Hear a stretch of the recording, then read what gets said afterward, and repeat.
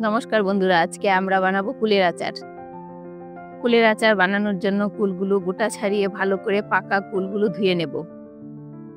কুল ধুয়ে নিয়ে একটু ফাটিয়ে নিয়ে লবণ, হলুদ ও সরিষার তেল দিয়ে মেখে নিয়ে 2 দিন রোদে শুকিয়ে নেব। তারপর কুলের আচারের মশলা তৈরি করে নেব। মশলার জন্য লাগবে গোটা ধনে, গোটা জিরে, গোটা মৌরি এবং শুকনো লঙ্কা। এগুলো সব অল্প ভেজে নেব। ভেজে নিয়ে মিক্সিতে একটু গুঁড়ো করে নেব। এরপর অল্প সরিষা ও পোস্ত বেটে নেব। আচারের জন্য গুড় ও চিনি লাগবে। এরপর কড়াইয়ে সরিষার তেল দিয়ে তার মধ্যে 5 ফোড়ন, শুকনো লঙ্কা ও সরিষা ফোড়ন দিয়ে মেখে রাখা কুল দিয়ে দেব। একটু নেড়েচেড়ে নিয়ে অল্প কাঁচা সরিষার তেল দেব ও গুড় ও চিনি দিয়ে নেড়েচেড়ে নেব।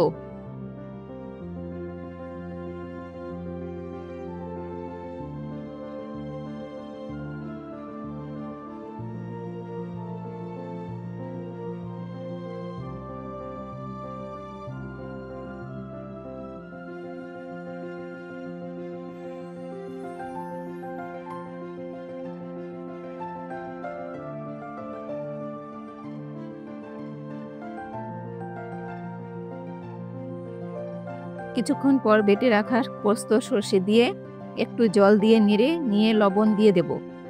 আমি আগেই কুল হলুদ দিয়ে মেখে নিয়েছিলাম, তাই আর হলুদ দেব না।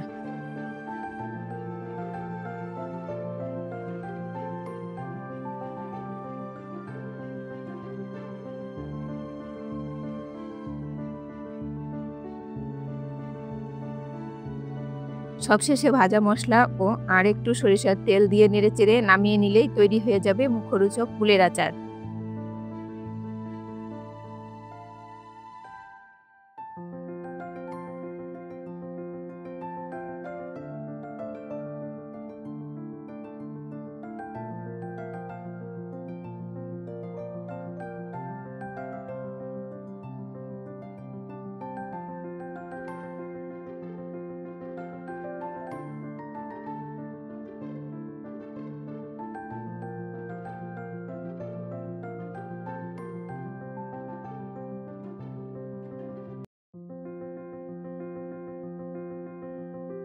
বন্ধুরা, গরমের দিনে খেতে খুবই ভালো লাগে। তোমরা সবাই বানিয়ে খাবে।